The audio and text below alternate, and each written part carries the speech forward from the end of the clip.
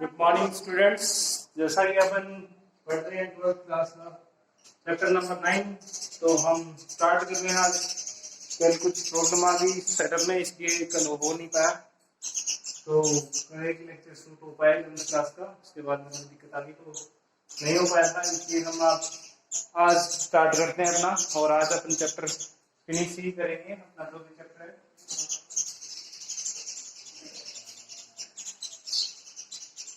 तो स्टार्ट करते हैं। और चैप्टर के बारे में आज हमें लास्ट टाइम हमने क्रिस्टल फील्ड थ्योरी पढ़ी थी।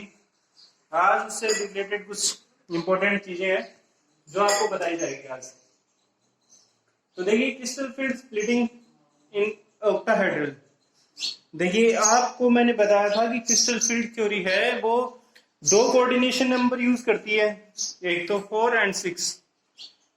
दो 4 यूज करेगी जब तो टेट्राहेड्रल स्ट्रक्चर बनेगी, और 6 यूज करेगी तो ऑक्टाहेड्रल स्ट्रक्चर बनती है। ठीक है, तो हम इसके बारे में जानकारी मतलब पढ़ते हैं कि कैसे ये सिस्टम वर्क करता है।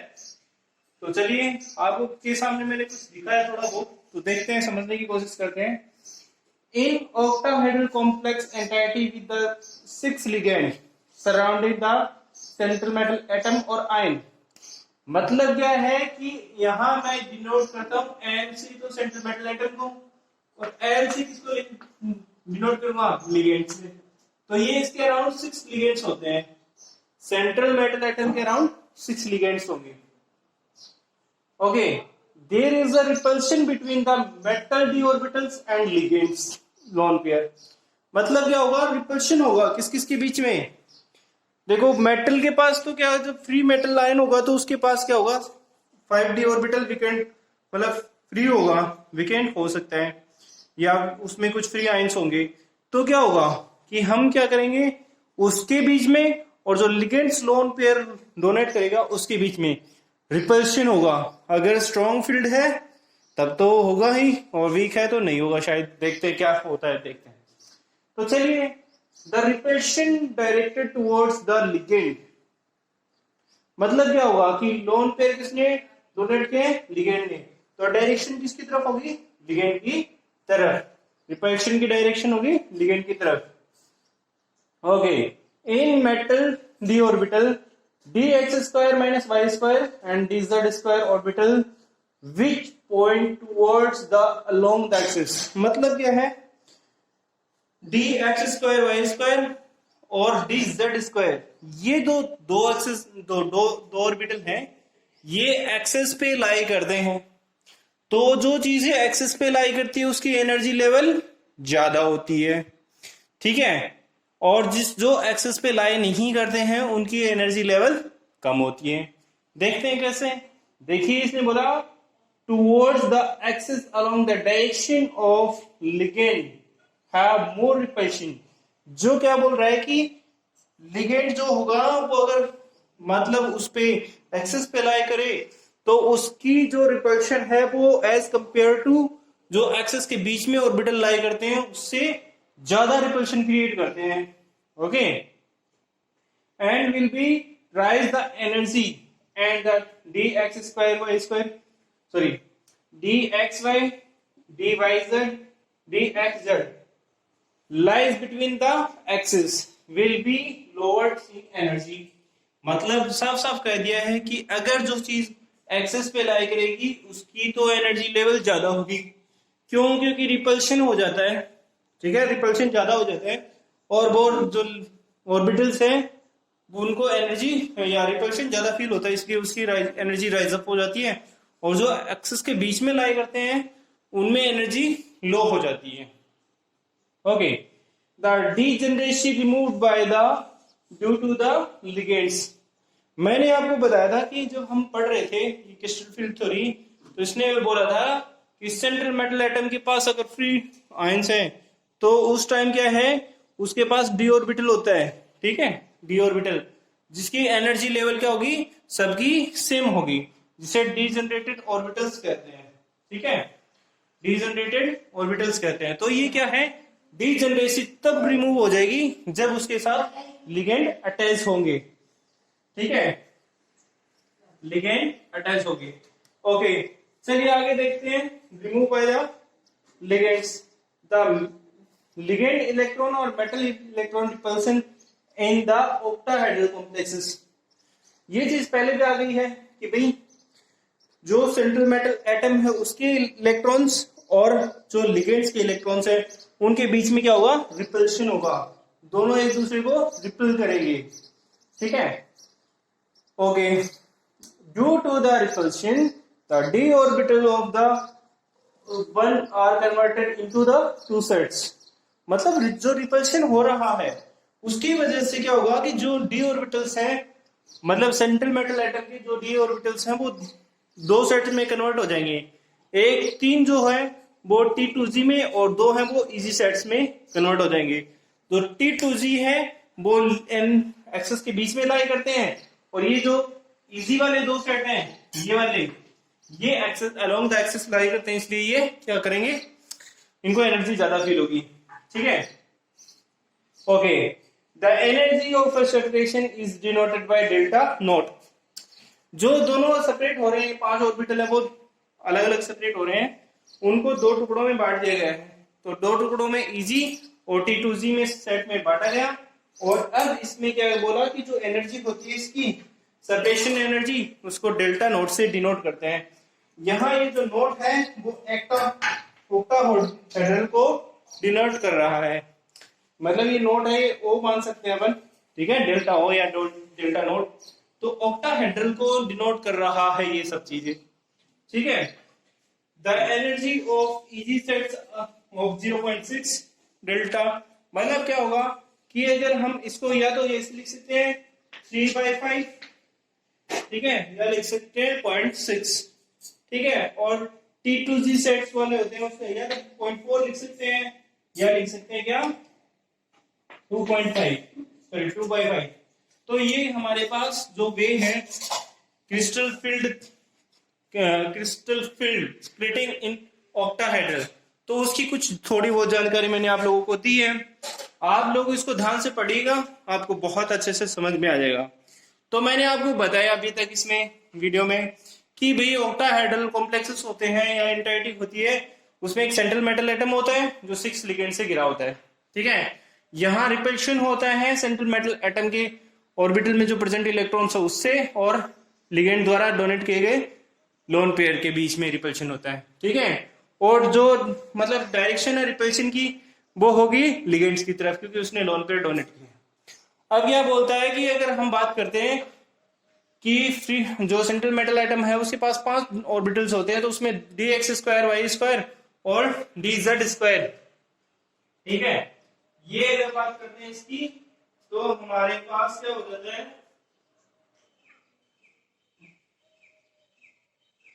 अगर इनकी बात करते हैं तो अलोंग द एक्सिस होते हैं, इसलिए इनका क्या होता है कि इनका रिपल्शन ज्यादा होता है। ठीक है, और एनर्जी भी बढ़ जाती है। लेकिन अगर बात करें किसकी, dxy, dyz और dsz, इनकी बात करें तो ये अलोंग द मतलब इन बिटवीन द एक्सिस लाई करते हैं और इनकी एनर्जी लो होती है। सेंट्रल मेटल एटम और लिगेंड के इलेक्ट्रॉन्स के बीच में रिपल्शन होता है, और जो total number of set electrons है उसको 2 सेट्स में बांट दिए गए हैं, एक T2Z और एक इजी सेट में। T2Z सेट्स होता है उसमें 3 इलेक्ट्रॉन होते हैं, इजी सेट में 2 इलेक्ट्रॉन होते हैं। इजी वाले की जो एनर्जी है वो 0.6 होती है। ठीक है, और अगर T2Z वालों की 0.4 होती है। तो ये मैंने आपको एक छोटा सा इंट्रोडक्शन किया है ऑक्टाहेड्रल स्प्लिटिंग में, मतलब crystal field splitting in octahedral में। तो चलिए आगे स्टार्ट करते हैं, आगे क्या आता है इसके बारे में देखते हैं। तो चलिए आगे स्टार्ट करते हैं। अभी हमने पढ़ा कि crystal field splitting in octahedral complexes, तो हम आगे पढ़ रहे हैं उसके बारे में। तो देखिए आगे लिखा है कि the crystal field splitting delta depends upon the field produced by the ligand and the charge on the central metal atom। ये जो डेल्टा नोट है, यानी कि हम क्या कह सकते हैं, नोट का वैल्यू यहाँ किस जो ऑक्टाहेड्रल कॉम्प्लेक्सेस है उसको लिया गया है। ठीक है। तो हमारे पास इसका जो वैल्यू है वो डिपेंड करता है, डेल्टा की वैल्यू किस पे डिपेंड करती है कि भाई जो लिगेंड के अंदर जो इलेक्ट्रॉन है उसकी और सेंट्रल मेटल आइटम पे जो चार्ज है उसके ऊपर डिपेंड करती है। So some ligands are able to produce strong field, मतलब जो स्ट्रॉन्ग फील्ड लिगेंड होते हैं वो स्ट्रॉन्ग फील्ड प्रोड्यूस करेंगे, in which case of splitting is large. ये जो स्प्लिटिंग है वो क्या हो गई, जब स्ट्रॉन्ग फील्ड लिगेंड होंगे तो स्प्लिटिंग ज्यादा हो जाती है। ये दो कन्वर्जन है, मतलब एक दो इजी वाले ऑर्बिटल से ऊपर चले गए, T2G वाले नीचे आ गए हैं, तब स्ट्रॉन्ग फील्ड जो फील्ड लिगेंड होंगे तब तो स्प्लिटिंग ज्यादा हो जाती है, ठीक है। लेकिन अगर क्या हो जाता है कि अगर वीक फील्ड होता है तो जो ये स्प्लिटिंग है वो स्मॉल हो जाती है। तो ये हमारे पास इसका कॉन्सेप्ट है। तो देखिए मैंने आपको एक ग्राफ के द्वारा समझाने की कोशिश कर रहा हूँ कि यहाँ मेरे पास एक एनर्जी लेवल है जिसे जिसे में 5d ऑर्बिटल्स है, ये डी जनरेटेड और डी ऑर्बिटल्स है, इनकी एनर्जी लेवल सेम है। लेकिन जैसे क्या हुआ इनको, मतलब जब ये लिगेंड से इनको नॉन पेयर मिलना स्टार्ट होंगे तो क्या होगा, इनकी एनर्जी लेवल बढ़ जाएगा। फिर क्या होगा, सेंट्रल मेटल एटम के बीच में और के एटम्स और सॉरी इलेक्ट्रॉन्स और लिगेंड के बीच में रिपल्शन होगा। तो अगर लिगेंड है वो स्ट्रॉन्ग फील्ड है तब तो ये ज्यादा हो जाता है, और स्ट्रॉन्ग जो लिगेंड है वो वीक फील्ड लिगेंड है तो ये स्प्लिटिंग लेस हो जाती है। तो देखो जैसा कि मैंने आपको पीछे बताया था कि यहाँ से यहाँ तक की जो एनर्जी लेवल है अपन उसको क्या लिखेंगे, अपन उसको लिखेंगे पॉजिटिव पॉजिटिव 0.6 ठीक है, और इसको लिखेंगे नेगेटिव 0.4। आप देखो ये बेरी सेंटर है, ये क्या डिनोट कर रहा है, बेरी सेंटर हमें ये बता रहा है कि यहाँ कोई भी स्प्लिटिंग नहीं होगी, स्प्लिटिंग स्टेट नहीं होगी। यानी कि मैं क्या करूं, मुझे ऐसा होना चाहिए कि मतलब इन दोनों को अगर मैं इन दोनों का सम करूं तो मेरे पास बेरी सेंटर आना चाहिए। तो चलिए स्टार्ट करते हैं, आप लोगों को समझाते हैं, कोशिश करते हैं कि देखिए अगर मैं बात करूं इनकी तो यहाँ पास मेरे पास दो ऑर्बिटल है, तो मैं इसको इंटू कर दूं 2 से तो मेरे पास आ जाएगा 1.2 आ जाएगा पॉजिटिव का, ठीक है। और मैं इसको करूं किससे इंटू, 1 2 3 3 से, 3 ऑर्बिटल से इंटू लूं तो माइनस का मेरे पास आ जाएगा 1.2। तो ये माइनस का नहीं प्लस का कैंसिल हो गया तो वैल्यू क्या आ गई 0। तो इसकी वैल्यू क्या होती है 0। जो वेरी सेंटर होता है उससे स्प्लिटिंग ऐसी होनी चाहिए कि अगर सम करें जितने भी ऑर्बिटल्स की तो वो अपने पास वेरी सेंटर आना चाहिए। तो ये हमारे पास ऑक्टाहेड्रल कॉम्प्लेक्सेस में है कि हमारे पास यहाँ जब स्प्लिटिंग हुई तो ऊपर वाली 0.6 है और नीचे वाली हमने 0.4 ली है, ठीक है। तो इससे हमें पता चल रहा है कि अगर स्ट्रॉन्ग फील्ड लिगेंड होते हैं तो ये स्प्लिटिंग लार्ज हो जाती है, और अगर वीक फील्ड लिगेंड होते हैं तो स्प्लिटिंग लेस हो जाती है, ठीक है। चलिए ये कॉन्सेप्ट आपका यहाँ हुआ। फिर आगे देखते हैं कि आगे हमारे पास क्या आता है, ठीक है। आगे का क्या टॉपिक है, आज अपन अपने जितने भी टॉपिक हैं वो कंप्लीट करके ही छोड़ेंगे। तो चलिए आगे बढ़ते हैं। अब आपके पास crystal film splitting in octahedral हो गई है, उसके बाद में एक टॉपिक आता है स्पेक्ट्रोकेमिकल सीरीज। देखिए स्पेक्ट्रोकेमिकल सीरीज को समझने के लिए सिंपल सी बात है कि सेम मेटल एटम हो और डिफरेंट डिफरेंट लिगेंड्स हो, ठीक है, उसके अरेंजमेंट को हम स्पेक्ट्रोकेमिकल सीरीज कह सकते हैं। देखिए लिखा भी और डेफिनेशन समझते हैं, ए series in which ligands are arranged in order of increasing magnitude of crystal field splitting is called spectrochemical series, ठीक है। हमें ये पता है कि भी एक सेंट्रल मेटल एटम सेम हो और उसके पास डिफरेंट डिफरेंट जो लिगेंड्स हैं उनको अटैच करने का जो वे है उसको हम स्पेक्ट्रोकेमिकल सीरीज से समझ सकते हैं। एग्जाम्पल आपके सामने में बहुत सारे लिगेंड्स लिख के और समझाया है, ये हमारे पास लिगेंड्स हैं, ठीक है। अब ये क्या बोलता है कि द डिस्ट्रीब्यूशन ऑफ डी और electrons depends on the two types of the energies. मतलब क्या कह रहा है कि डी ऑर्बिटल में जो इलेक्ट्रॉन डिस्ट्रीब्यूशन होगा वो दो चीजों पे डिपेंड करेगा, ठीक है ना, दो एनर्जी होंगी उस पर डिपेंड करेगा। तो हमारे पास मैंने कुछ जो इसके रूल्स हैं वो आपके सामने लिखे हैं, चलिए देखते हैं क्या रूल्स हैं। पहला रूल मेरे पास ये है कि crystal field splitting delta and, देखो क्रिस्टल फील्ड स्प्लिटिंग जो एनर्जी है वो क्या है, डेल्टा है, डेल्टा नॉट है। And the pairing energy, P represents the energy required for the electron pairing in the single orbital।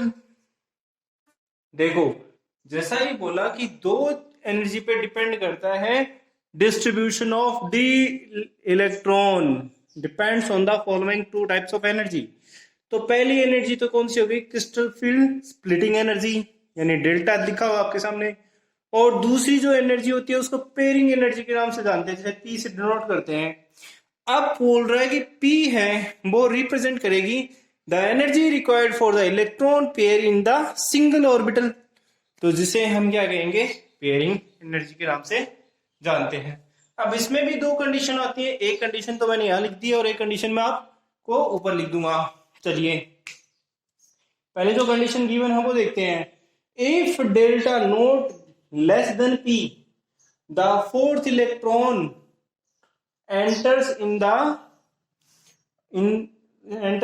the easy orbital। मतलब क्या है कि अगर डेल्टा की वैल्यू अगर पेयरिंग एनर्जी से वैल्यू लेस होती है तो क्या होगा, जो इलेक्ट्रॉन है वो इजी ऑर्बिटल में जाएगा, गिविंग बाय द इलेक्ट्रॉनिक जो इसका कॉन्फ़िगरेशन है वो कुछ इस प्रकार दे रखा है। T2Z 3 आ जाएगा वहां, क्योंकि T2G में 3 ऑर्बिटल होते हैं और इसी में 2 ऑर्बिटल होते हैं। तो इसने कहा है कि अगर लेस एनर्जी होगी तो किस में चला जाएगा, इजी वाले में। तो यहां मैं आपको एक बार एग्जांपल से समझाने की कोशिश करता हूं कि मुझे पता है कि डी ऑर्बिटल में 5 ऑर्बिट्स होते हैं, 1 2 3 और ये 5। मान लो ये लास्ट वाले हैं वो इजी वाले हैं और स्टार्टिंग वाले फर्स्ट वो T2G वाले हैं। अब देखिए किसने बोला है कि अगर मान लो डेल्टा की वैल्यू पेयरिंग एनर्जी से कम होती है तो इलेक्ट्रॉन पहले सिंगली फिल किए जाते हैं, 1 2 3, और अगर चौथा इलेक्ट्रॉन आएगा तो वो किस में आएगा, इजी में। कब आएगा, जब इसकी वैल्यू लेस हो, इसकी डेल्टा नॉट की। अब ये बोल रहा है कि अगर इसकी रिवर्स कंडीशन जो मैंने लिखी नहीं है यहां, अगर मैं लिखूंगा तो इसको चेंज कर दूंगा, मैं यही चेंज कर दूंगा। अगर मान लो डेल्टा की वैल्यू जो है वो ज्यादा हो जाए, अगर ये मैं फोर्थ कंडीशन बना रहा हूं, ध्यान रखना, अब मैं इसको फोर्थ कंडीशन बना रहा हूं। जब डेल्टा की वैल्यू पेयरिंग एनर्जी से ज्यादा हो जाए तो फोर्थ इलेक्ट्रॉन है वो किस में जाएगा, इजी में जा करके किसमें चला जाएगा, T2G में ही जाएगा, ठीक है।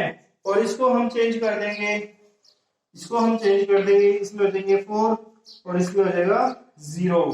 पहले यहां 1 था, अब हो जाएगा 0।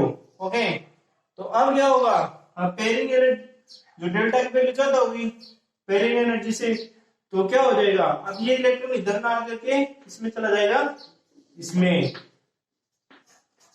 इसमें चला जाएगा।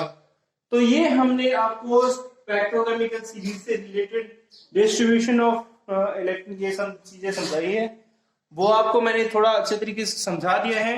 आप लोग इनको देखते ही रहिए और इनके साथ साथ इसके नोट्स भी बनाते रहिएगा और नोट्स बना के मुझे सेंड करते रहिए।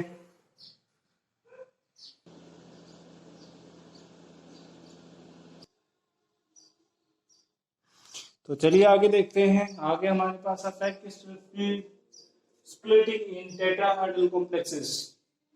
देखिए लगभग सेम जो कंडीशन है वो थोड़ी बहुत चेंज होती है, वो मैं आपको बता देता हूँ, ज्यादा कुछ इसमें चेंज आया नहीं है। इन tetrahedral complexes central metal atom is surrounded by the 4 ligands. मतलब क्या होगा कि वही सेम बात है कि जैसे उसमें 6 लिगेंड्स थे तो इसमें 4 लिगेंड्स होंगे। In this type of complexes, the energy of T2Z greater than Eg. जो T2Z होता है उसकी एनर्जी Eg से ज्यादा होगी। साफ साफ कह दिया है कि भाई Eg की एनर्जी ज्यादा होगी, सॉरी T2Z की एनर्जी ज्यादा होगी एज कंपेयर टू Eg। पीछे वाले में उल्टा था, याद है ना, क्या था, Eg की एनर्जी ज्यादा थी T2Z से, यानी हमारे पास पीछे वाले में क्या था, Eg था वो पॉजिटिव था और T2Z था वो नेगेटिव था। लेकिन अब की बार उल्टा हो गया है, अब की बार हमारे पास T2Z है वो पॉजिटिव हो जाएगा और Eg है वो नेगेटिव हो जाएगा, उल्टा हो जाएगा उसका, एकदम से टोटली रिवर्स है। The splitting happens more as compared to the tetrahedral complexes। जो स्प्लिटिंग होनी है इसमें, उसमें तो क्या था, स्ट्रॉन्ग फील्ड लिगेंड और वीक फील्ड लिगेंड आ रहे थे, लेकिन इसमें क्या बोल रहा है कि इसमें जो स्प्लिटिंग है वो as compare to tetrahedral complexes small होगी, ठीक है। और the splitting okay, the orbital splitting energy are so low, मतलब जो एनर्जी की स्प्लिटिंग है वो बहुत कम लो होने की वजह से that pairing of electrons are not possible, मतलब इसमें इलेक्ट्रॉन की पेयरिंग पॉसिबल नहीं है। पीछे वाले में हमारे पास दो कंडीशन थी, क्या क्या थी कि अगर डेल्टा की वैल्यू कम हो गई तो क्या होता था, पेयरिंग नहीं होती थी, और डेल्टा की वैल्यू ज्यादा हो जाती थी तब तो क्या होती थी, पेयरिंग होती थी। अब इसमें साफ साफ है वो कंडीशन अप्लाई नहीं होगी, सीधा सीधा ये है कि इसमें पॉसिबिलिटी, पेयरिंग की पॉसिबिलिटी तो है ही नहीं, क्योंकि इसके अंदर डेल्टा की वैल्यू जो है वो हाई नहीं हो सकती, डेल्टा की वैल्यू हमेशा लो रहेगी। तो ये हमारे पास टेट्राहेड्रल कॉम्प्लेक्सेस हो गया है। अब हमारे पास एक छोटा सा कॉन्सेप्ट हो रहा है, पीछे एक आपकी बुक में एक बड़ी सी टेबल दे रखी है, उस टेबल को कैसे कैलकुलेट करें। तो ये कैलकुलेट करने का वे हमारे पास दो, ये इस तरीके से आया हुआ है, देखो, crystal field splitting, sorry splitting बोल सकते हैं, स्टेबलाइजिंग एनर्जी बोल सकते हैं, क्रिस्टल फील्ड स्टेबलाइजिंग एनर्जी। तो देखो टेट्राहेड्रल के कॉम्प्लेक्स में क्या चाहिए हमारे पास, टेट्राहेड्रल के कॉम्प्लेक्स में हमारे पास ऐसा चाहिए कि हमारे पास 4 इंटू, हमें वही करना है अभी, हमारे पास 4 को इंटू करना है जितने नंबर ऑफ T2Z में आए हैं वो, और इजी में करते चले जाएंगे, ऐसे इसमें करते चले जाएंगे। तो हमारे पास वो एक टेबल बनी हुई है पीछे, वो बड़ी सी टेबल स्ट्रॉन्ग फील्ड लिगेंड और वीक फील्ड लिगेंड की, तो वो इस बेसिस पे बनती है। अब अगला टॉपिक है लास्ट, जो है लास्ट इसका next, colouring of the complexes. देखो बेसिकली क्या होता है, ट्रांजिशन डी ट्रांजिशन एलिमेंट्स इसमें यूज होते हैं, हाइड्रा जो भी कोऑर्डिनेशन कंपाउंड्स है इसमें डी ऑर्बिटल्स के या डी ट्रांजिशन एलिमेंट यूज होते हैं। तो उसमें जो अनपेयर्ड इलेक्ट्रॉन होते हैं उनकी वजह से इसमें कलरिंग आती है। क्या होता है कि कोई भी मेटल ऑब्जेक्ट रखा होता है उस पे लाइट जो है वो इंसिडेंट होती है, तो कुछ पार्ट तो उसका रिफ्रैक्ट हो जाता है और कुछ अब्जॉर्ब कर लिया जाता है अनपेयर्ड इलेक्ट्रॉनों की वजह से, इस वजह से वो कलरिंग आपको दिखाई देती है। तो हमारे पास ट्रांजिशन एलिमेंट्स होते हैं वो कलरिंग शो करने के लिए रिस्पॉन्सिबल होते हैं। तो ये कलरिंग में मैंने कुछ नहीं लिखा, सिर्फ आप इतना ध्यान रखिए अनपेयर्ड इलेक्ट्रॉनों की वजह से कलरिंग होती है बस, ठीक है, क्योंकि कुछ लाइट अब्जॉर्ब कर लेंगे और कुछ रिफ्रैक्ट कर देंगे, उसकी वजह से हमें कलरिंग दिखाई देती है जो अनपेयर्ड इलेक्ट्रॉन उसमें प्रेजेंट होते हैं। तो यहां तक का ये टॉपिक हमारा कंप्लीट होता है, आगे देखते हैं आगे क्या टॉपिक आता है। तो चलिए आगे स्टार्ट करते हैं अपन, ठीक है। तो देखते हैं आगे stability of coordination compounds. Stability की बात करते हैं तो कोऑर्डिनेशन कंपाउंड कैसे स्टेबल होते हैं वो सब अपन डिस्कस करने वाले हैं। If a reaction is strong than the complexes formed will be thermodynamically stable, मतलब बोल रहा है कि अगर कॉम्प्लेक्स में एक रिएक्शन स्ट्रॉन्ग होगी तो वो क्या करेगी कि थर्मोडायनेमिक इक्वेशन बनाएगी, और थर्मोडायनेमिक इक्वेशन है वो क्या हो जाती है, स्टेबल हो जाती है, मोर स्टेबल हो जाती है। एग्जाम्पल हमारे पास यहाँ ये मेटल है और ये लिगेंड्स है, ये इसका प्रोडक्ट बना, तो हम स्टेबिलिटी कांस्टेंट फाइंड करते हैं। तो हमारे पास स्टेबिलिटी कांस्टेंट फाइंड करने का यही होता है तरीका। यहाँ ऊपर हम लिखते हैं प्रोडक्ट, नीचे लिखते हैं और रिएक्टेंट, ठीक है, इससे स्टेबिलिटी कांस्टेंट निकल जाता है। तो ये स्टेबिलिटी कांस्टेंट निकालने का तरीका है, इससे पता चलता है कि हमारे पास कोऑर्डिनेशन कंपाउंड स्टेबल है या नहीं है। एक तो ये वे हो गया। उसके बाद में अगर हम बात करते हैं, आगे चलते हैं, nature of a central metal atom. ये एक इंपॉर्टेंट कैरेक्टरिस्टिक्स है जो कि स्टेबिलिटी फाइंड करने का तरीका है। सबसे पहले आता है हमारे पास आयनिक साइज। बोल रहे थे अगर साइज अगर सेंट्रल मेटल एटम की स्मॉल होती है तो क्या होगा कि जो स्टेबिलिटी है वो ज्यादा हो जाएगी। देखो साफ साफ लिखा है, stability of a coordination compound is increases with the decreases of a central metal atom. मतलब उसकी साइज जैसे जैसे डिक्रीज होती चली जाएगी, उसकी स्टेबिलिटी उतनी ही बढ़ती चली जाएगी। देखिए यहाँ जिंक है, उसकी साइज है वो 0.74 एंगस्ट्रॉम है, जबकि कैडमियम है उसकी साइज है वो 0.97 एंगस्ट्रॉम है। तो ये हमारे पास जो इसकी साइज है वो स्मॉल है, इसकी साइज है वो लार्ज है। तो जो जिंक है वो एज कंपेयर टू कैडमियम ज्यादा स्टेबलाइज है। फिर आता है नेक्स्ट हमारे पास आयनिक चार्ज। आयनिक चार्ज की बात करते हैं तो अगर जो जिसपे आयनिक चार्ज ज्यादा होगा उसकी साइज होगी स्मॉल, और अगर साइज स्मॉल हुई तो स्टेबिलिटी क्या हो गई ज्यादा, ठीक है, स्टेबिलिटी इज मोर। तो ये हमारे पास अभी तक कुछ स्टेबिलिटी के कॉन्सेप्ट है। अब हम आगे चलते हैं। तो चलिए, this is the last topic for our chapter number 9 आज कंप्लीट हो जाता है। इसका मतलब अपने 2 चैप्टर कंप्लीट हो जाएंगे। एक तो फर्स्ट चैप्टर आपको मैंने क्लास में करवा दिया था, उसके नोट्स भी लिखवा दिए थे। इस चैप्टर के भी नोट्स आपको बोर्ड पे लिख रहा हूँ, आप बोर्ड पे से देख के लिखेंगे और मुझे सेंड करेंगे। तो आज मेरे 2 चैप्टर कंप्लीट हो जाते हैं और आप लोग मुझे इसके व्हाट्सएप करेंगे कि आपने कितना काम कर लिया है, ठीक है। चलिए आगे देखते हैं। अपने पास 2 छोटे छोटे टॉपिक है। Nature of ligand. Nature of ligand की स्टेबिलिटी की बात करते हैं तो इसने ये कहा है कि अगर जो लिगेंड है वो उस पर हायर चार्ज होगा, जितना हायर चार्ज होगा उसकी स्मॉल साइज होगी और फॉर्म मोर स्टेबल कंपाउंड। जितना जो चार्ज उस पर ज्यादा होगा उसकी साइज उतनी ही छोटी होगी और स्टेबिलिटी उतनी ही ज्यादा होगी। अगर इसका रिवर्स कर दिया जाए कि उस पर चार्ज बहुत लेस हो तो साइज उसकी बहुत बड़ी हो जाएगी और लेस स्टेबल हो जाएगा। ओके, अगर आगे आता है चिल्लेट इफेक्ट।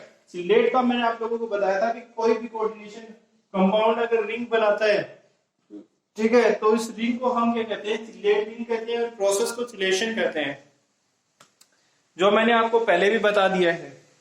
अभी इसने बात करी है स्टेबिलिटी की, तो स्टेबिलिटी की बात करता हूं तो मेरे पास 6 मेंबर्ड रिंग है। यहाँ 6 मेंबर्ड रिंग है, ये सबसे ज्यादा स्टेबल होती है। फिर 7 मेंबर्ड रिंग है वो उससे लेस होती है, और 5 मेंबर्ड रिंग है वो उससे भी लेस होती है। और अगर 3, 4 और 3 की बात करें तो बिल्कुल स्टेबल नहीं होती है। तो सबसे ज्यादा स्टेबल होती है तो वो होती है 6 मेंबर्ड रिंग।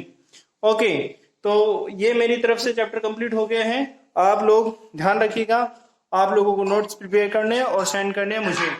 तो आज मेरी तरफ से ये चैप्टर नंबर 9 और चैप्टर नंबर 1 कंप्लीट होता है, और आगे हम स्टार्ट करेंगे। अब आप आगे स्टार्ट करेंगे D&F ब्लॉक, वो कल हम स्टार्ट करने वाले हैं। Okay, have a nice day everyone and good bye.